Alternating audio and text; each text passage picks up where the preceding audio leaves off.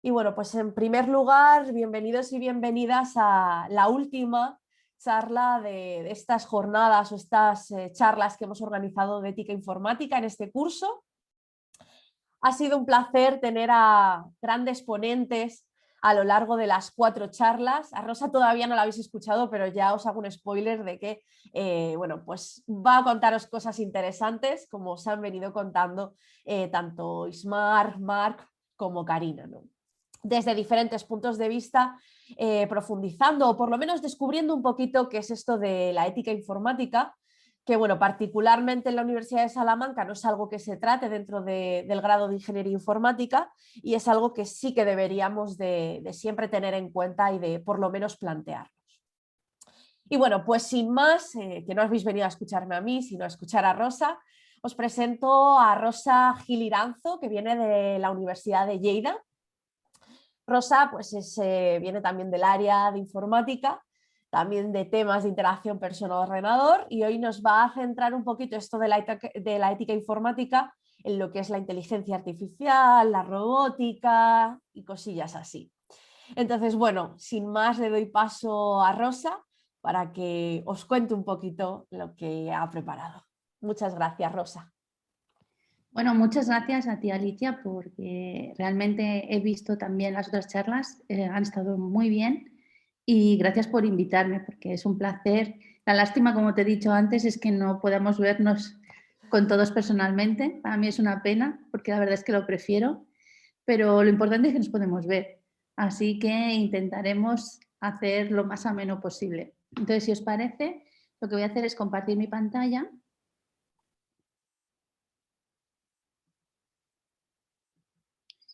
Y me decís si la podéis ver. Sí, perfecto. Vale, pues todo esto que haré será... Vale, ¿la veis bien ahora? Perfecto.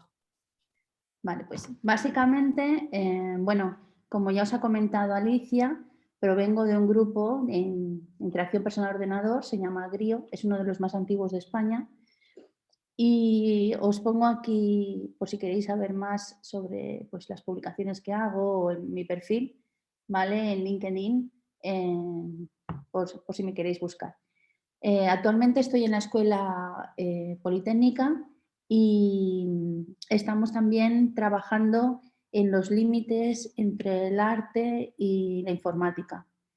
Entonces, una de las cosas que quiero que tengáis en cuenta en mi charla es que, o me gustaría que fuera importante al final de la charla, es la necesidad de que es verdad que al final nos especializamos en un campo y evidentemente tenemos que ser más expertos en un campo, pero que actualmente ya no se puede dejar de mirar a los demás.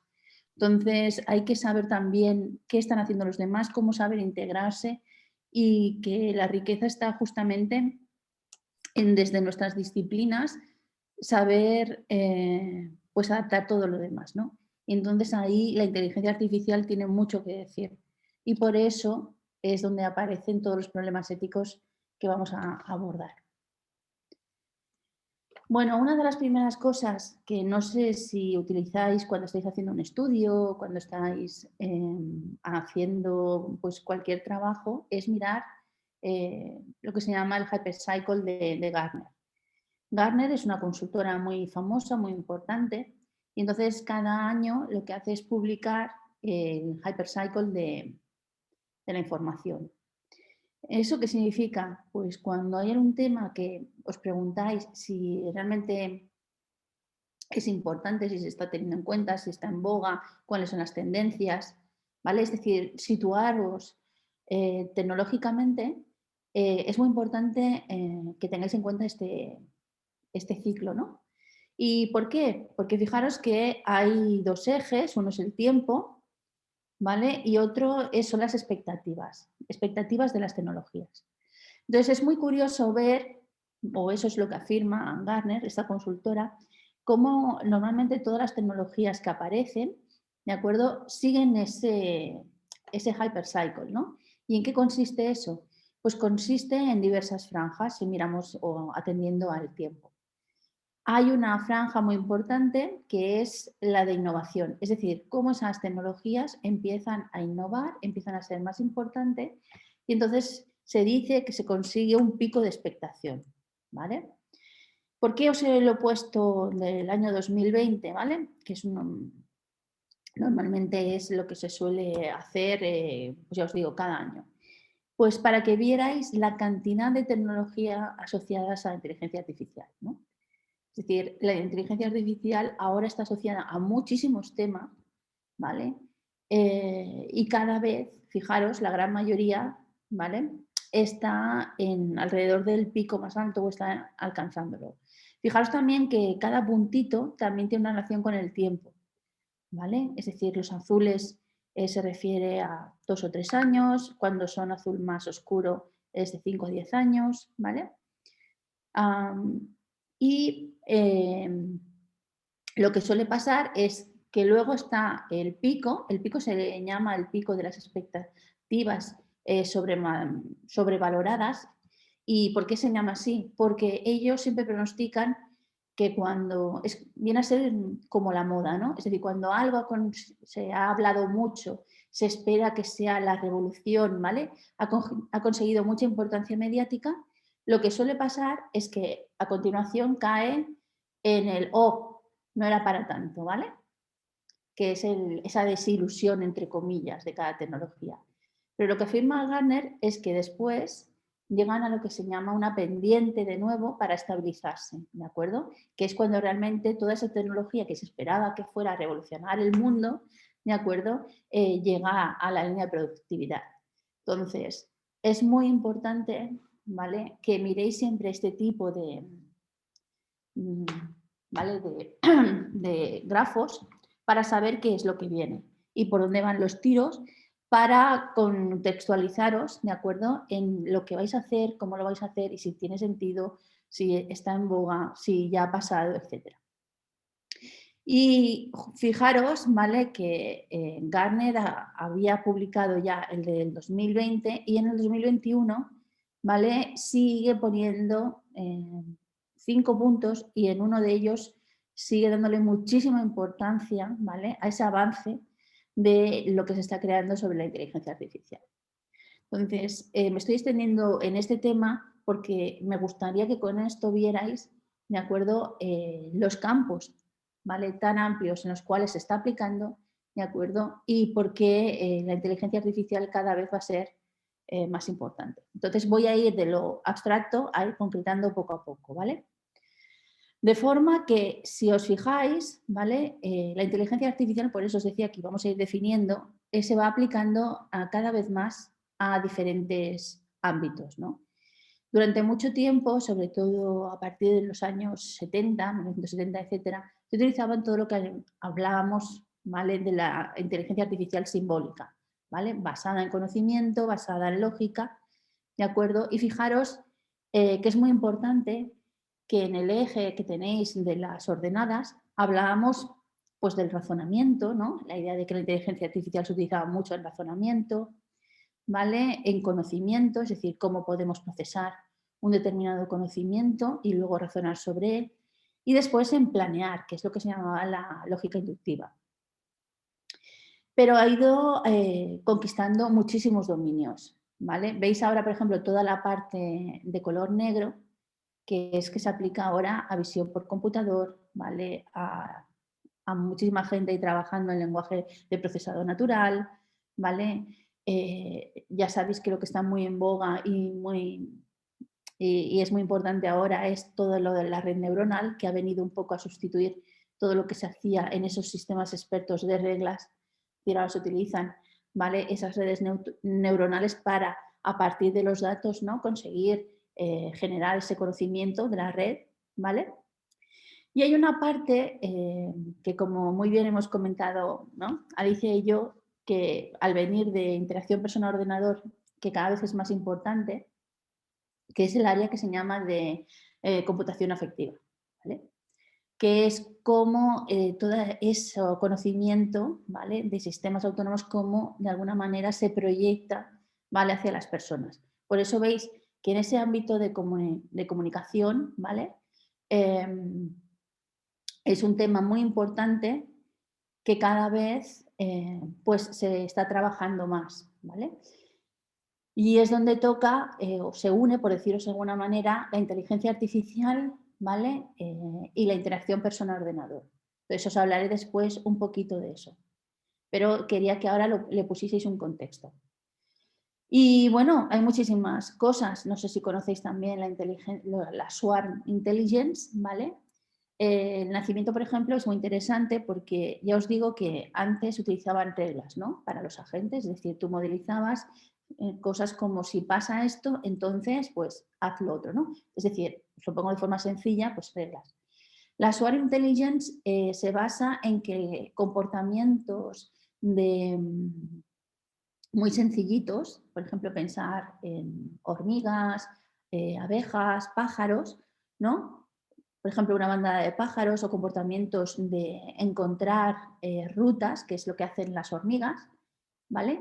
Pues sabiendo cómo se comunican esas hormigas, por ejemplo, a través de feromonas, ¿no? La feromona lo que se hace es se transforma en una función. Y entonces esa función, entre comillas, artificial, ¿vale? Sirve para que emerja un comportamiento inteligente solo trabajando, ¿vale? A través de una función y la comunicación de esa función, ¿vale? Y entonces se coge la naturaleza como ejemplo, ¿vale? Y se generan comportamientos muy complejos, es decir, cómo se comporta en rutas un hormiguero, ¿vale? Y se comportan exactamente igual que un hormiguero natural, ¿vale?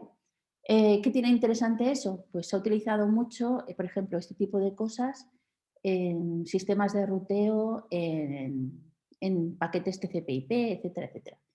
Bueno, simplemente no me enrollo más con esto porque ya veis que es un mundo, pero sí que era muy importante primero que os quedéis como que ya la inteligencia artificial no estamos hablando de reglas, cómo entra, se evoluciona hacia redes neuronales, cómo aprenden de esos datos, ¿vale? De una forma más compleja, es decir, muchas veces no sabemos ya cómo las redes neuronales, es decir, aunque tengamos los pesos, ¿vale? Y las definamos, a veces llegan a conclusiones que no esperábamos, ¿vale? Es decir, no es una causa-efecto como pasaba con las reglas, ¿vale? Las redes neuronales proporcionan mayor riqueza. Pues justo con también las redes bayesianas son muy importantes en este sentido para tomar decisiones, pues se está llegando, fijaros, a desde la percepción, con lo que os he dicho de visión por computador y lenguaje procesado natural, hasta la comunicación. Es decir, la inteligencia artificial ya está cubriendo absolutamente todas las fases, ¿vale?, del conocimiento.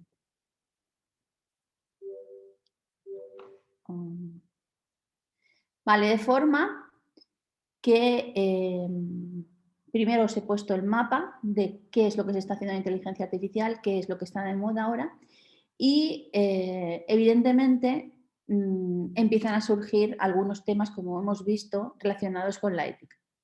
Y esto no es que digamos nosotros que es un problema, ¿vale? O que puede ser un problema o que deberíamos tenerlo en cuenta, sino que ya el IECubo, aquí os pongo un ejemplo, y en el fórum, en un foro que realizaron a nivel mundial, ¿vale?, encontraron que había elementos, aquí tenéis los principales elementos que ellos pensaron que eran muy importantes, que estaban relacionados con la inteligencia artificial y la robótica, que se tenían que tener en cuenta. Es decir, desde dónde se realiza el trabajo, por ejemplo, los robots dónde están, después cómo es esa comunicación, cuál es la inteligencia de esos sensores que tienen los robots. Es decir, estamos hablando ya no solamente de la parte hard y soft, ya veréis que cada vez es más difícil separarlo, ¿vale? Entonces, ¿dónde está el límite? Cada vez es más difícil, ¿no? Y por eso muchas veces hay gente que ya no habla de inteligencia artificial, sino habla de sistemas autónomos, entendiendo que se juntan las dos cosas, ¿no? Y entonces ellos se dieron cuenta de que los grandes núcleos, ¿vale?, que empezaban a aparecer como problemáticos, ¿veis?, era el machine learning asociado a todas esas redes neuronales que empezaban a aparecer, es decir, una nueva forma de generar conocimiento, ¿vale? Y fijaros que toda la parte de ética y valores tiene un gran peso, ¿vale? Y está relacionado con todo lo demás. De forma que nosotros vamos a intentar en esta charla, ¿vale?, ver una persona en todos los casos que vamos a presentar. Quiero que tengáis ese doble rol, ¿vale? Es decir, una persona como parte de esa sociedad tendrá una visión de qué es lo que está pasando, ¿vale? Pero vosotros además, muchos de vosotros vais a ser desarrolladores. Entonces, yo creo que como personas y como ciudadanos ya tenemos una determinada responsabilidad a la hora de relacionarnos, ¿no?, y de qué hacemos. Pero además vosotros, y me gustaría convenceros de que justamente por estar desarrollando o estar relacionados con la construcción de la tecnología, tenéis un grado más de responsabilidad, ¿de acuerdo? ¿Por qué?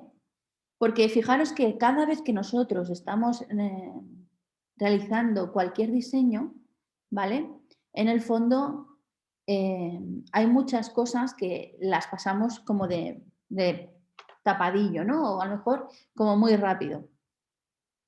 Cada vez que preparamos algo para que después se utilice con las técnicas de inteligencia artificial, ¿vale?, seguimos como una rueda. Es decir, primero vemos todos los actores, todos los stakeholders que están involucrados. Es muy importante, ¿vale?, en estrategias que utilizamos en humano, bueno, en nuestra área, ¿vale?, interacción persona-ordenador, de ver exactamente quién está involucrado. Y luego veréis por qué es muy importante saberlo. Es decir, no de una forma directa, sino también a veces de una forma indirecta, ¿vale? ¿Por qué? Por los daños colaterales. Porque muchas veces, si no hemos pensado en quién, ¿vale?, puede perjudicarse o quién se puede beneficiar, es decir, tener exactamente claro quién está participando, ¿vale?, podemos hacer mucho más daño, ¿vale?, que no beneficio. Y una de las cosas que quiero que empecéis a pensar es que no por poner, ¿vale?, simplemente los datos dentro de los mecanismos ahora que parecen, ¿no?, el oro, como el machine learning, ¿no?, o las redes neuronales, con eso ya lo tenemos hecho. Es decir, hay que cuidar en exceso, ¿vale?, y veremos por qué, cómo vamos a tratar toda esa información. Entonces, para que eso funcione, primero tenemos que saber quién va a estar involucrado, cómo va a estar involucrado, cómo se va a relacionar con esos datos. Porque cuando tengamos nuestra tecnología, ¿vale?, desde nuestro programita, que puede ser muy sencillo, ¿no?, a nuestra aplicación, o la vayamos a desarrollar, tenemos que mirar toda la parte ética desde el punto de vista, qué es lo que entra, ¿vale?, qué es lo que se va a utilizar dentro de esa tecnología y cuál va a ser nuestra salida, ¿vale?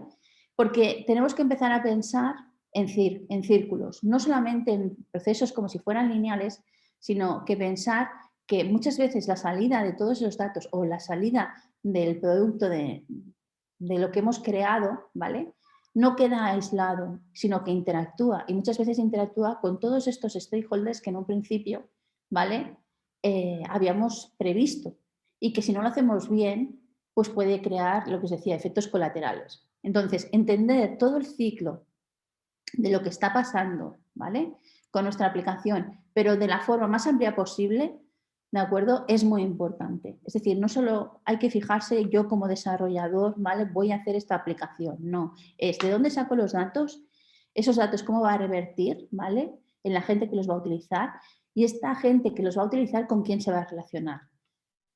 Sí, sé que es mucho más palo, más largo, pero os ahorraréis problemas posteriores, como veremos. Y ahora me gustaría hablar de cosas, entre comillas, más malas, pero es para que veáis un poco cómo se está utilizando toda la información, ¿no?, y que seáis conscientes. Hay todo lo que son las técnicas de Black Hat, ¿no?, que es como se conocen a esta parte, que bueno, viene a ser como, por eso he puesto lo de la brújula, ¿no?, que vendría a ser en plan de, si lo miramos desde como un punto de vista de brújula moral, ¿no?, pues digamos que utilizar estas técnicas no es algo recomendable. Pero gracias a la inteligencia artificial, por ejemplo, todas estas técnicas se están haciendo cada vez más peligrosas. Entonces son cosas que tenéis que tener en cuenta, porque siempre va a haber desarrolladores, ¿vale?, y gente que lo va a hacer. Ya lo sé, pero me gustaría, si es posible, que ninguno lo hiciera por error y sobre todo pues que ya que lo va a hacer alguien, si luego tiene que hacer alguien, que sean los menos posibles, ¿no? Todos supongo que conocen las técnicas de phishing, de malware, de spamming, ¿vale? Me voy a concentrar sobre todo en la de phishing, ¿vale? ¿Por qué? Porque el phishing, los que lo habéis estudiado, que yo supongo que ya seréis todos, ¿no? Sabéis que eran cuando alguna entidad, ¿no?, se quería aprovechar de alguien para captar su dinero o robarle algo, ¿no? Como las claves, etcétera, etcétera. Una de las maneras justamente de darse cuenta de que el phishing, ¿vale?, uno estaba siendo objeto del phishing, ¿no?, era porque le pedían información sensible y además esos mensajes estaban como muy descuidados. ¿Por qué? Porque se utilizaba un programa, ¿de acuerdo? Apenas había inteligencia artificial, es decir, se hacía todo a saco, se personalizaba muy poco, había errores de calado, desde quién te lo enviaba, la dirección era muy sospechosa, ¿vale? Había normalmente faltas de ortografía, etc. Bueno, pues deciros que todo esto está cambiando, yo diría que para desgracia, ¿vale? De hecho, ahora se conoce la técnica como el spear phishing, ¿vale? Y es que se ha sofisticado muchísimo gracias a las redes neuronales, bueno, aparte de que se utilizan redes neuronales, ¿no?, pero en general la inteligencia artificial. ¿Por qué? Porque evidentemente se dedican a coger toda la información clave, ¿vale?, de una persona. Para ello se utilizan programas que pueden infiltrarse como los famosos troyanos, ¿vale? Es una manera. Y recogen toda la información, es decir, exploran las bases de datos donde tienen información nuestra en las empresas y seleccionan con un determinado criterio a qué personas se dirigen, saben ya un poco. Os he dicho antes que era muy importante, o quería que de esta charla sacaseis, ¿no?, la conclusión de que con la inteligencia artificial se están uniendo muchas cosas, en este caso para mal. Mucha información psicológica, es decir, de perfiles psicológicos de la gente, ¿vale? Y saben entonces a qué target, es decir, a qué público se están dirigiendo para hacer mails, ¿vale?, comunicaciones que parezcan muy, muy verosímiles, que vienen de una determinada fuente, ¿vale? Y están consiguiendo engañar a mucha gente para robarle todo, pues desde claves, ¿vale?, criptomonedas, etcétera, etcétera. ¿Por qué os decía que era muy importante seleccionar con quién íbamos a trabajar, ¿vale? Y sobre todo, porque yo creo que este tema sí que ya os lo ha dicho uno de mis compañeros, el tema de la entrada. Porque, por ejemplo, muchísimas redes, ¿vale?, neuronales se entrenan pues con lo que hablamos del sesgo, ¿vale? Es decir, hay muchísimo sesgo en los algoritmos. De hecho, aquí os pongo algunas estadísticas, ¿vale?, de que muchas veces todos los datos con los que trabajamos, ¿vale?, pues tienen un sesgo importante. Entonces, por eso os he puesto en grande la palabra responsabilidad, porque justamente una de las primeras premisas para introducir la ética y tener una perspectiva ética es la de responsabilidad. Si en ese ciclo que os he comentado, ¿vale?, de cuidar qué es lo que entra, quién está en contacto, cómo es mi producto y lo que sale de mi producto, si yo eso de verdad lo hago con cuidado, lo hago con responsabilidad, el sesgo de estos algoritmos, pues me voy a dar cuenta, ¿vale? Es decir, lo que no podéis hacer es pensar que la inteligencia artificial viene a ser una caja mágica en la cual se puede introducir cualquier cosa y lo que nos va a aparecer es maravilla, ¿vale? Eso hay que tener muy en cuenta de que no va a pasar. Entonces os pongo ejemplos, ¿no? Porque, ¿qué significa que haya sesgos? Pues hay muchísimos tipos de sesgos, ¿no? Es decir, si yo, por ejemplo, quiero decir qué es un zapato, ¿no?, o intento describir cuál es la forma habitual de un zapato y pido a la gente que me dibuje zapatos, ¿no? Imaginaros que empiezo a construir una base de datos para intentar reconocer la figura de un zapato, ¿no? Pues a veces pasa que depende a quién le haga dibujar el dibujo de un zapato, ¿vale? Evidentemente va a entender una cosa o va a entender otra, ¿vale? Y fijaros que simplemente este es un caso para que veáis que cómo es la interacción, ¿vale?, de las personas, es decir, cómo en este caso dibujarían un zapato, cómo harían esa acción, ¿vale? Deja huella en cómo van a ser todos vuestros datos, ¿no? Y hay veces que, por eso es muy importante, os decía, de saber cómo actúa la gente, ¿vale? Es decir, de saber cuáles son sus costumbres, qué suelen hacer, ¿vale? Eso es muy importante. Es decir, esta toma de contacto hace que todos los problemas que luego podáis tener con la inteligencia artificial pues puedan ser más salvables, ¿no? Si tenéis en cuenta, por ejemplo, el tema de la interacción, es decir, cómo ven el mundo las personas.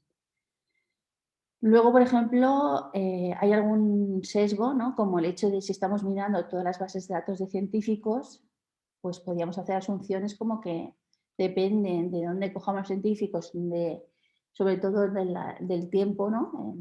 Incluso ahora, pues siempre va a haber muchos más hombres que mujeres, ¿no?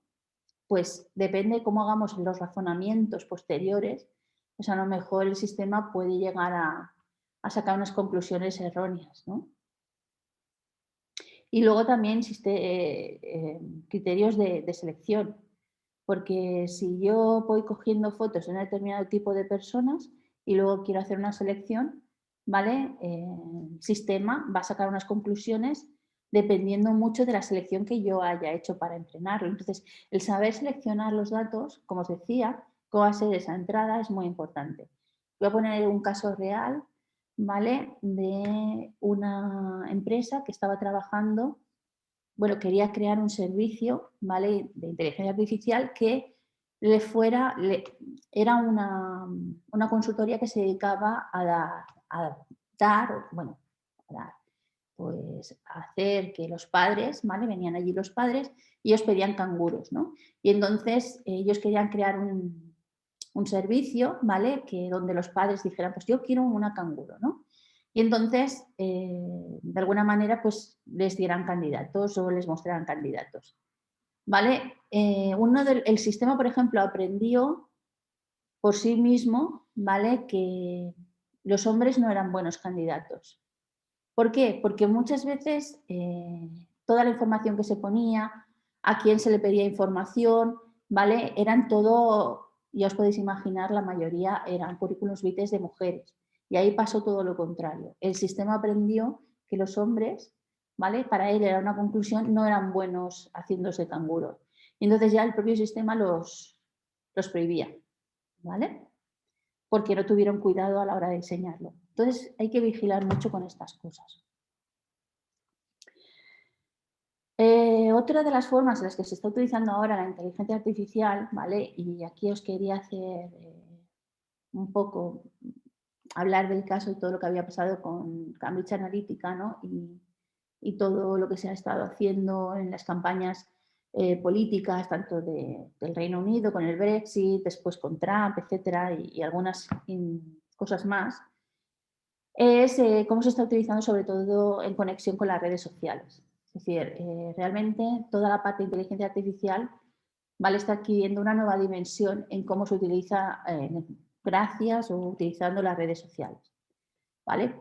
Primero os he puesto esa foto de una película de James Bond porque una cosa que tenemos que tener muy claro es que cada vez con aquello que os explicaba de la visión por computador o el reconocimiento del lenguaje de procesado natural, cada vez son más rápidas, ¿vale? Las formas en las cuales podemos reconocer cualquier cosa. Es decir, cada vez las redes neuronales se están volviendo muy buenas en reconocer objetos, entre comillas, en hacer imágenes del mundo, ¿vale? En crear modelos de conocimiento muy rápidos. ¿Eso qué significa? Pues que mucha gente vio que eso era una característica que podía ser utilizada de forma muy fuerte, ¿vale? En las redes sociales. ¿De qué forma? Bueno, pues si unís en este caso a conocimientos, como os decía antes, de otras disciplinas, en este caso de sociología, de psicología, ¿vale? Lo que tenemos es que gracias a que podemos reconocer, lo que os decía, patrones muy rápidamente, luego veremos un caso más concreto, ¿vale? Gracias a esa recognición de patrones, lo que se pueden hacer es crear unos perfiles, evidentemente que son falsos, ¿de acuerdo? Basados un poco, porque como sabemos cómo son los verdaderos, creamos unos falsos, pero con la total idea de manipular esas redes sociales y crear lo que se llama generar opinión, ¿vale? Porque en el fondo y aquí es donde viene la parte más peligrosa, lo que estamos buscando es cambiar el comportamiento de las personas. ¿Para qué? Para que hagan lo que nosotros queremos. Y eso es lo que se hizo de forma más fuerte, así, explicándolo pues de forma muy general en Cambridge Analytica. Es decir, fueron capaces de cambiar el comportamiento, evidentemente no de todo el mundo, pero sí de grupos de gente que sabía que psicológicamente se comportaba igual. ¿Vale? Y ahí es donde fue la potencia de ese método. No solamente, ¿vale? Ya os digo que se utilizó allí. De hecho, la persona que estaba detrás de todo ello, ¿vale? Publicó un libro. Luego los que estéis interesados ya os buscaré todo eso, ¿vale? Publicó un libro en el cual explicaba que lo habían estado aplicando en muchísimos lugares, ¿vale? Y probando además incluso con países más pequeños para crear pues, determinadas fuerzas de opinión, ¿vale? Es decir, que no es una cosa fruto de la ciencia ficción ni mucho menos, sino que es algo que realmente se está utilizando y que ese conocimiento de inteligencia artificial se está utilizando para cambiar el propio comportamiento, ¿vale? De la gente.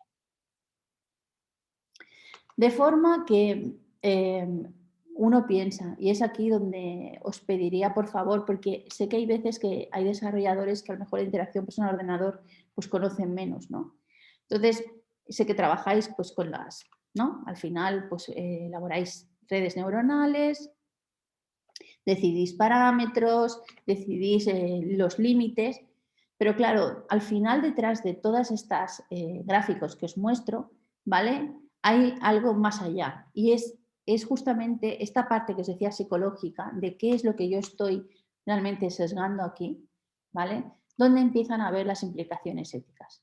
Entonces, sí que apelaría aquí a lo que os he comentado antes de la responsabilidad, ¿vale? Entonces, es decir, no quiero que solamente os lo miréis como científicos o os lo miréis como desarrolladores. Os pediría que os lo miraseis también como personas que sois parte de una sociedad, que no solamente os dedicáis a desarrollar tecnología, sino que queréis vivir en una sociedad cada vez lo más justa y lo mejor para todos, ¿vale? Este es el ejemplo que os decía que os iba a poner. No me voy a extender mucho más, ¿vale? Pero sí que me gustaría que lo tuvierais en mente. Y es un ejemplo de lo que os decía. Cómo con modelos matemáticos, en este caso incluso muy sencillitos, ¿vale? Porque son modelos de regresión lineal, ¿de acuerdo? Donde Facebook, por ejemplo, encontró que determinadas palabras se relacionaban entre sí, ¿vale? Es decir, que gente que le gustaba una determinada cosa justamente coincidía que le gustaba otra cosa y otra cosa. Donde nosotros no vemos ninguna relación, las máquinas, ¿vale? Y estas redes neuronales encontraron relación de conceptos que para nosotros no tenían relación ninguna, pues encontraron una relación en parámetros con, no sé si lo conocéis, ¿vale? Un modelo de personalidad que se llama el Five Factor, ¿vale? Hay muchos modelos de personalidad. Habitualmente en la inteligencia artificial se trabaja con este, ¿de acuerdo? Y se vio, ¿vale? Que ciertos conceptos se relacionaban, ¿vale? Con diferentes características de personalidad. En este caso son 5, en este modelo, ¿vale? En otros pues son otros, ¿vale? Y entonces se empezó a entrenar, ¿vale? Con un grupo pequeño se entrenaban estos modelos y luego lo que se hacía es probar ese modelo con los demás. De esa manera es lo que os decía antes, se podía hacer la parte que os he dicho antes de seleccionar qué personas o qué perfil de personas estaba yo interesada para intentar cambiar su comportamiento a base de enviarles mensajes, ¿vale? Entre comillas, medio fake o bien con tendencias un poco sesgadas, ¿vale? No quiero ser tampoco tan dramática. Pues simplemente aquí tenéis algunos ejemplos, ¿vale? Las 5, es importante que estas 5 partes, de acuerdo, o características de este modelo son muy utilizadas. Hay veces que encontraréis también la versión de 3. En concreto, Facebook utilizaba la de 5, pero yo digo que os va cambiando.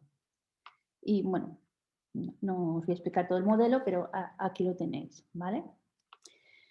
Entonces, realmente fijaros que llega un momento que lo hemos visto en la ciencia ficción, yo creo que soy una gran aficionada a la ciencia ficción, no sé si os pasará a algunos de vosotros, pero claro, con todo esto, ¿no? Uno cabe preguntarse, bueno, si está avanzando tan rápidamente, ¿no? La forma en la que las máquinas se están montando sus niveles de conocimiento, etcétera, puede llegar a confundirse con seres humanos. Eso es lo que planteaba, ¿vale? 1968, ¿de acuerdo? No sé si supongo que sí, que todo el mundo conoce esta novela, ¿vale? La de Sueñan los androides con ovejas eléctricas, de Philip K. Dick, ¿vale? Que luego se ha visto reflejado, por ejemplo, en películas como Blade Runner. Aquí os pongo las dos versiones que hay, la de 1982, ¿vale? Y la de 2017.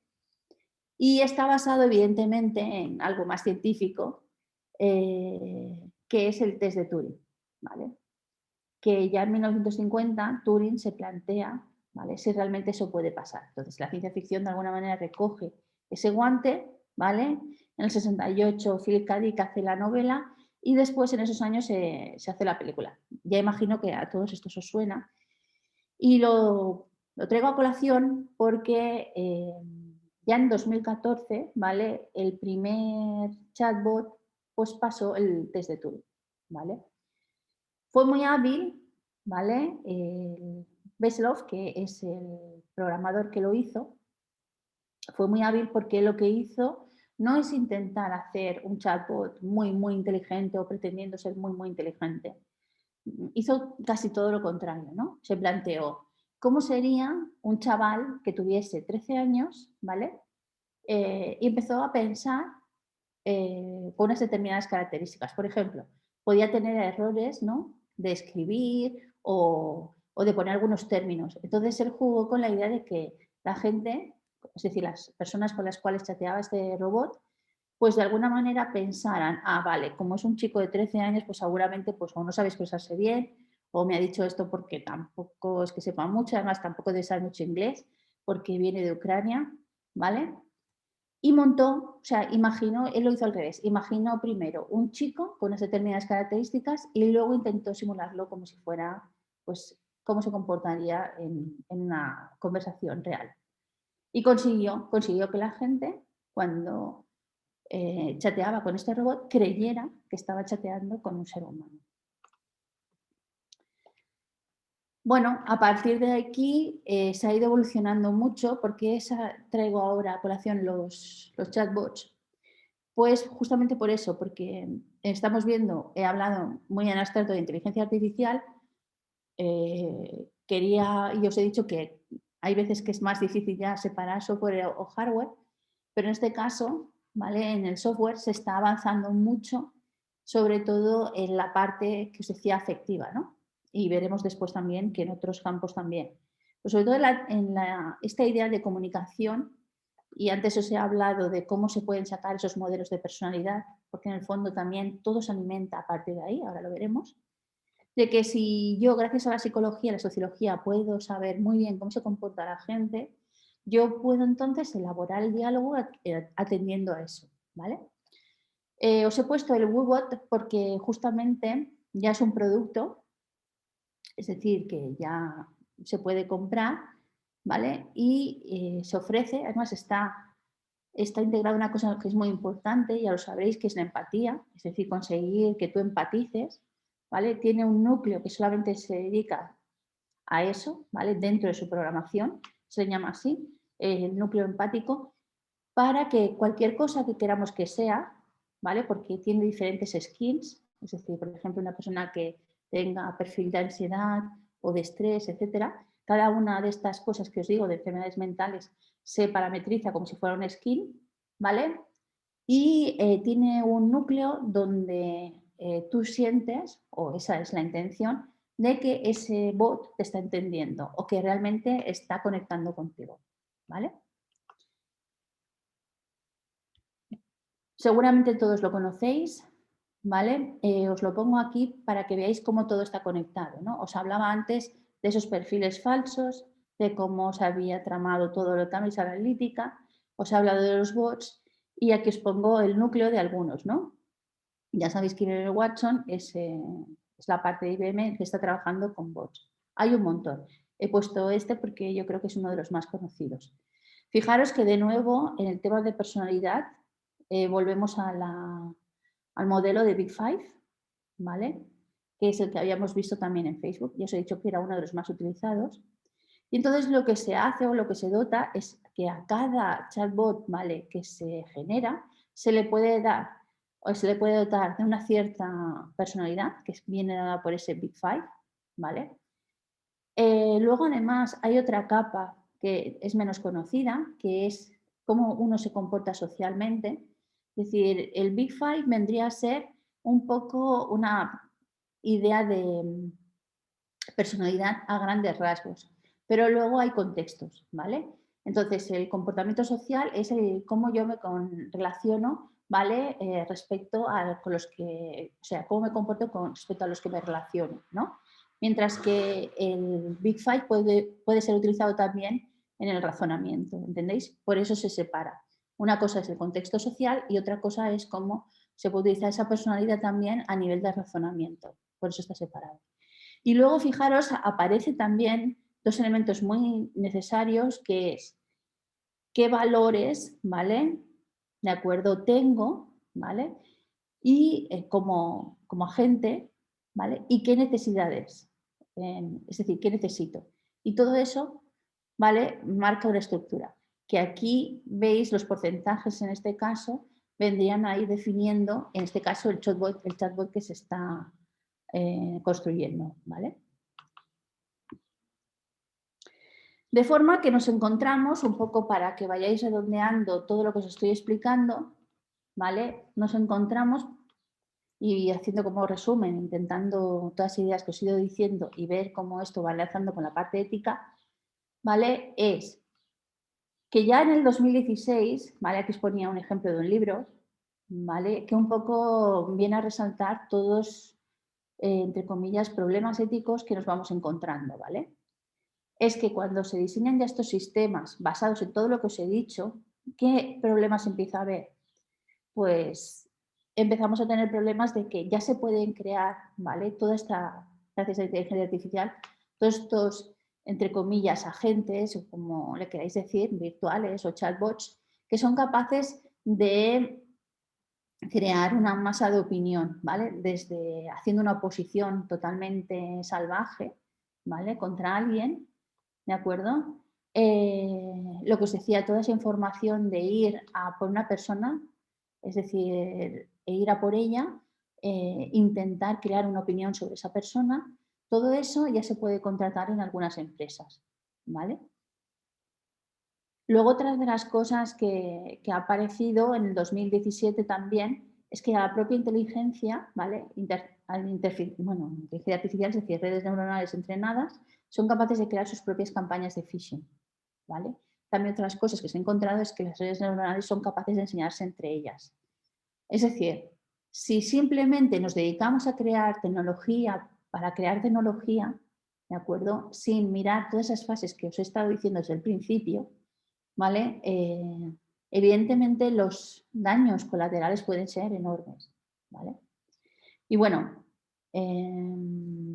automáticamente se está utilizando mucho las redes sociales para crear sobre todo, pues incluso tweets de phishing, ¿vale? Esa idea de cómo puedo crear tweets también que sean falsos para recaudar o intentar empujar, que después veremos esto un poco mejor, hacia la gente a que haga una determinada cosa. Eso es muy sutil y luego lo vamos a encontrar. Cosas que podéis probar, ¿vale? Y que me gustaría un poco que vierais, porque evidentemente empiezan a haber personas, ¿no? Ya desde el ámbito tecnológico, que se dan cuenta de que hay que estar haciendo alguna cosa, ¿no? Entonces, aquí tenéis el Botometer, ¿no? Que está construido por el Observatorio de Social Media de la Universidad de Indiana, que es para intentar justamente ya ver si los bots, un determinado bot, ¿vale? Es de una persona, es decir, hay una persona real o no, ¿vale? Es decir, parametrizarlo. Todo lo que os estoy diciendo o todas las preocupaciones que os estoy intentando hacer relevancia, pues para que veáis que realmente empiezan a ser, pues bueno, pueden ser un poco preocupantes y que hay gente que se empieza a preocupar sobre eso, ¿vale? Me gustaría que probáis también esta herramienta, ¿vale? Es de Google, ¿vale? Y Google, y aquí también quiero que penséis, es decir, os doy que pensar, porque si vais haciendo pruebas con esta herramienta, con Perspective, ¿vale? Ellos dicen que la han creado para intentar reducir todo lo que puedan, ¿vale? La toxicidad online, ¿vale? Yo os recomendaría que la utilizarais y que vierais cuáles son los resultados cuando, ¿vale?, ponéis según qué frases, para ver si es verdad esto, que se reduce la toxicidad y sobre todo para ver cómo aprenden el sesgo que hay en muchas de las cosas que se hacen, ¿vale? Así que la tecnología, por favor, cogerla siempre con pinzas. Este es un tema que ya os podéis imaginar que es muy importante, ¿vale?, en el tema de inteligencia artificial, que es las máquinas, bueno, lo que se llaman las armas autónomas, ¿vale? Es decir, estas armas autónomas, hasta qué punto, cuando se diseñan, pueden tomar decisiones. Este es el caso más extremo, ¿vale?, que es la parte militar, pero bueno, no es desdeñable. Y ya veis que en la manipulación social he comentado algunas, hay muchos más. Ya veis que abajo está todo lo que es la parte de bots y automatización, cómo se desarrolla, cómo se relaciona con otras cosas. Y lo que os decía, yo os he hablado de psicología, de sociología, pero luego viene la economía, vienen los intereses políticos, es todo un mundo. Entonces, no penséis que por el hecho de estar haciendo tecnología, pues no sois responsables o no tenéis nada que ver.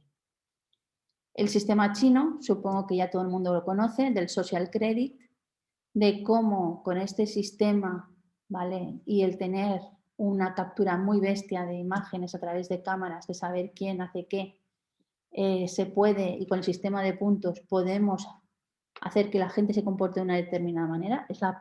Es el sistema más bestia que existe. De si haces lo que yo quiero, tienes estas recompensas, y si no, tienes estos castigos.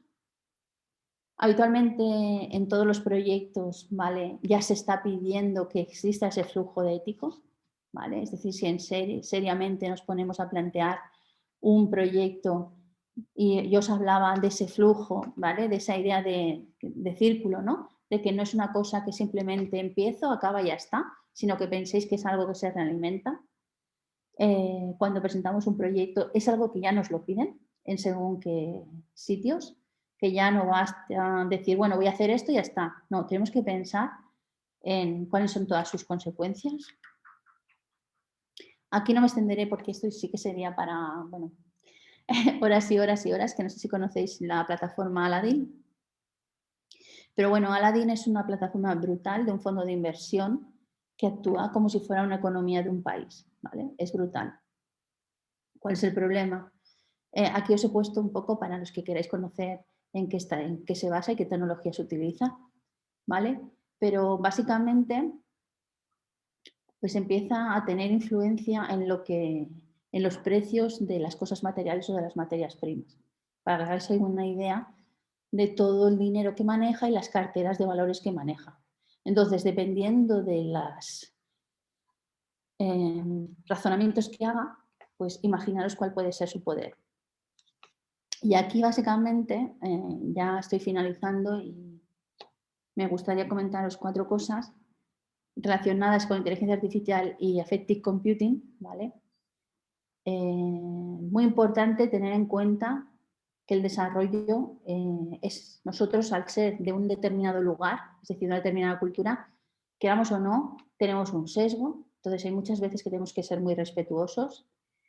Luego os quería hablar también de un trabajo que hicimos, ¿vale?, respecto a robots sexuales, que es un tema que se le está dando también muchísima importancia, ¿vale?, dentro de la inteligencia artificial. Aquí fijaros que confluyen ambas cosas, el hardware y el software.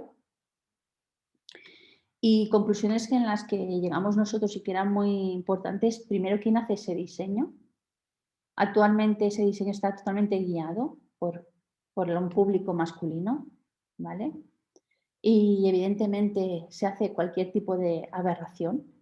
¿vale? Es decir, cuando digo aberración significa que todo lo que una persona puede imaginar se comercializa, ¿vale?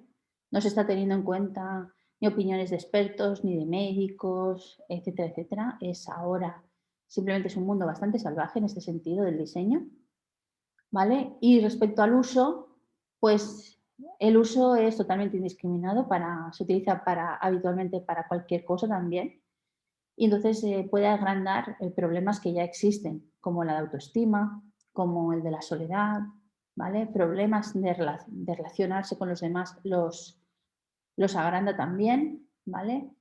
Pues porque no por tener un robot la gente aprende a relacionarse mejor con los demás, ¿vale? Ni mucho menos. Todo este material está disponible para cualquiera a través de cualquier canal. Amazon los distribuye. Y actualmente comentaros que ya ha llegado al nivel de que ya existen burdeles o centros de prostitución, ¿vale? En diferentes países, solo conformados con robots.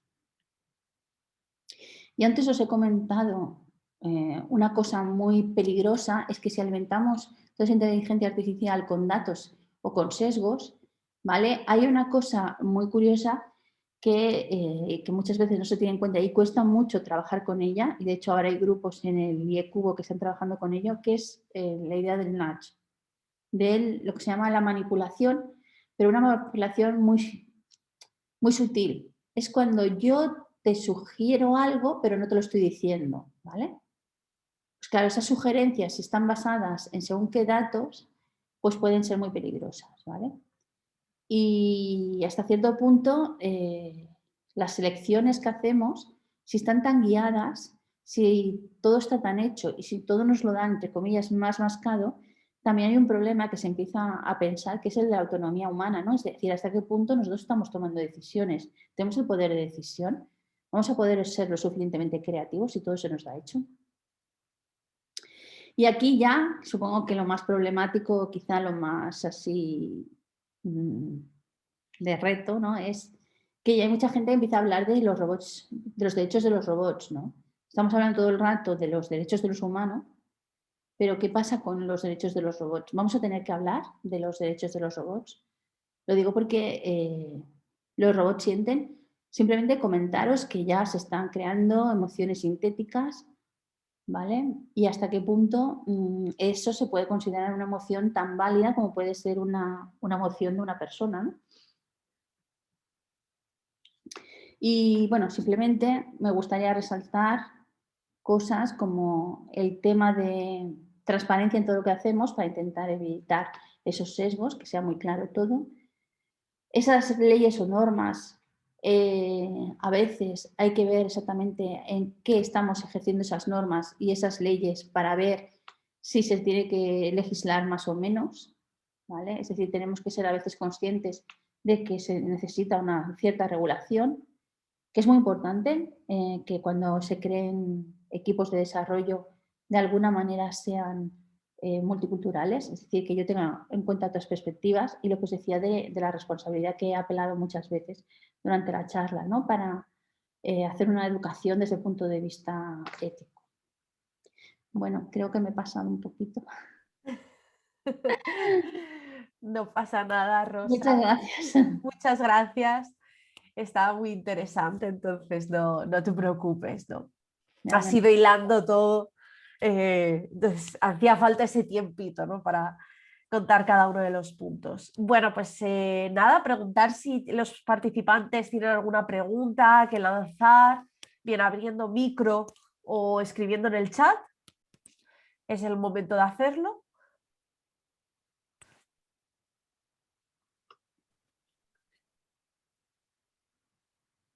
Os he dejado cao, ¿no? Creo que os he dejado cao. Mira, tenemos por aquí una pregunta. De Pablo, ¿no? Sí. Vale. Pablo, te contesto. Bueno, Sí. no sé si quieres poner alguna cosa más. Bueno, Pablo, yo una de las cosas que defiendo, pero a capa y espada, y justo creo que estoy trabajando en lo que estoy trabajando, es por el tema de la educación. O sea, le doy muchísima importancia al tema de la educación, ¿vale? Y al pensamiento crítico. Entonces, para mí la única manera que nos podemos defender, creo sinceramente, y lo que voy a decir suena muy mal, pero es que para mucha gente llegamos tarde, ¿vale? Porque ya es muy difícil cambiar ciertos sesgos, opiniones de gente que tiene muy claro ya cómo son las cosas. Pero sí que incluso cuando voy a charlas de coles, como fui ayer, intento que los chavales sean críticos. Es decir, cuando consumen algo, que se pregunten qué hay aquí, qué estoy consumiendo, qué es lo que está pasando. Es decir, que cada vez que nosotros hagamos algo, nos preguntemos por qué y para qué. Entonces, por eso os he dado tanto la chapa, he recalcado esa idea tantas veces, porque en el proceso de elaboración de cualquier cosa, pues decía, como desarrolladores, no simplemente, que me da mucha pena cuando me lo contestan en clase, de el que paga manda, que tengo mucha manía esa frase. Pues sí, a veces, claro, evidentemente necesitamos todos comer, ¿no? Y un trabajo. Pero sí que cuando construyamos las cosas, que vayamos con cuidado de cómo las construimos, estamos teniendo en cuenta todo lo necesario, puede haber efectos colaterales y todas estas preguntas que os hago, que os las hagáis. Entonces, cuando lo consumís igual, que seáis muy críticos, porque la única manera que te puedes defender de todo lo que te viene es intentando razonar y pensar. Porque si simplemente te dedicas a consumir todo lo que te viene, puedes acabar en sitios pues, muy complicados y muy difíciles.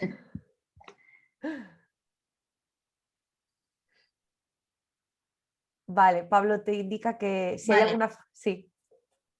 de acuerdo. ¿Hay alguna forma jurídica? Bueno, por eso os decía de las iniciativas que están ahora del IECubo. De hecho, IECubo ha montado grupos de trabajo. Yo os he marcado algunas ideas desde los nudges estos de este cierto empujón que puede hacer la inteligencia artificial o la diferencia de elección para establecer esas normas. Entonces ellos quieren ser pioneros. Sí que es verdad que y os puedo dar referencias de que la Unión Europea está marcando algunas directrices, pero a nivel ya de los propios desarrolladores también se están intentando marcar, ¿vale? Normas para que nos podamos defender ante, es decir, delante de un juez, decir, oye, esto ya está marcado que no se puede hacer, ¿no? E intentar registrar al máximo.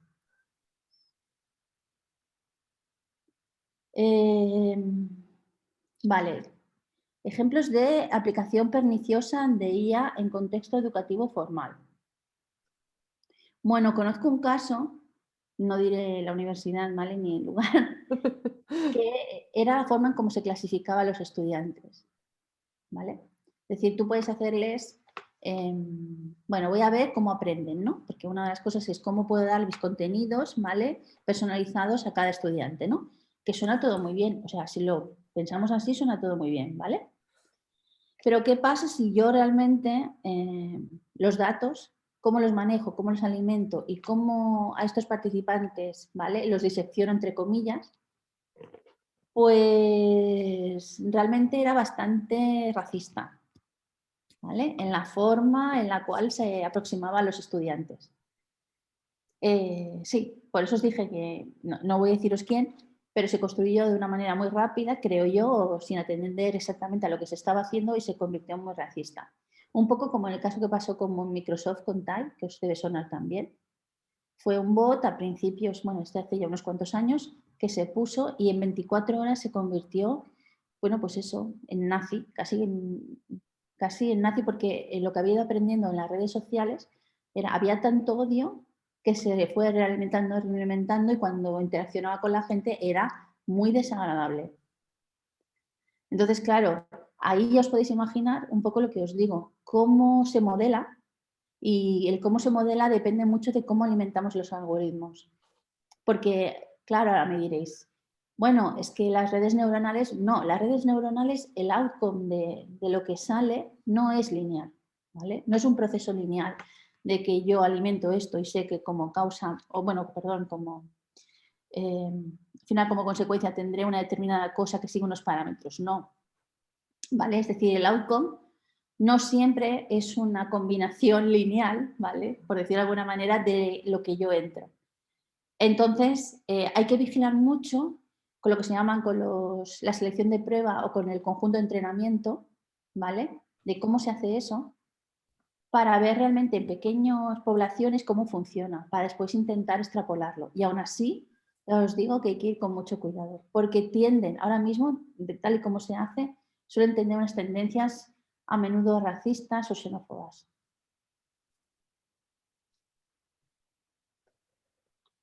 Bien, no sé si hay alguna pregunta más.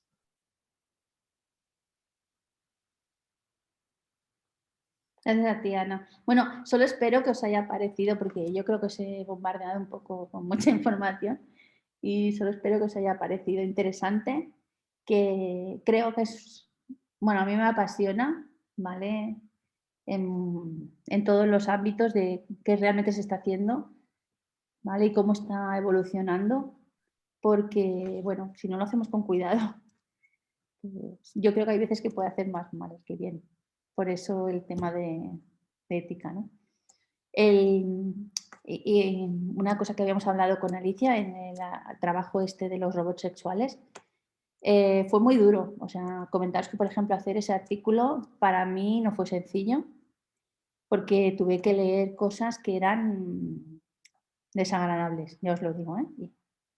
De cómo realmente la gente, bueno, cuando se le da campo libre a hacer cualquier cosa de cualquier forma, pues pueden llegarse a hacer cosas realmente peligrosas, ¿no? Por ejemplo, en Amazon, como robot sexual, se comercializan incluso bebés, ¿vale? Robots que son, pues, formas de recién nacidos o niños y niñas, para que veáis un poco hasta dónde llega el tema. Bueno, pues yo creo que con esto, ¿no? Con esta reflexión que nos acaba de dejar Rosa, que es para darle vueltas, ya os digo que yo he escuchado y he leído el trabajo y hay muchas cosas que te hacen ponerte a pensar. Yo creo que con esto cerramos, si no hay más preguntas. Y antes de iros, ya sabéis, lanzo la votación totalmente anónima para que dejéis vuestra valoración de la charla, ya os digo, totalmente anónima.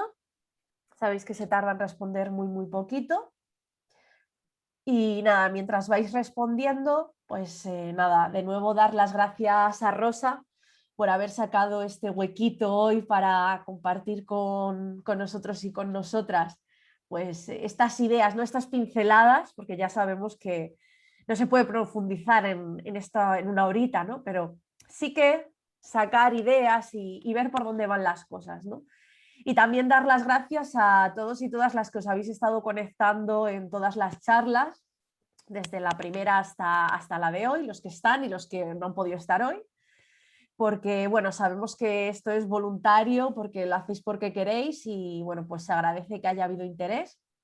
Eso nos anima a seguir haciendo este tipo de cosas para otros años. Y bueno, pues muchos de los que están aquí hoy están acabando el curso y es el último día de clase. Así que nada, desearles todo el ánimo del mundo para el mes que queda por delante, ¿no? Y ya os digo, muchas gracias. Muchísimas gracias por la invitación y espero que hayáis disfrutado. Gracias, Rosa.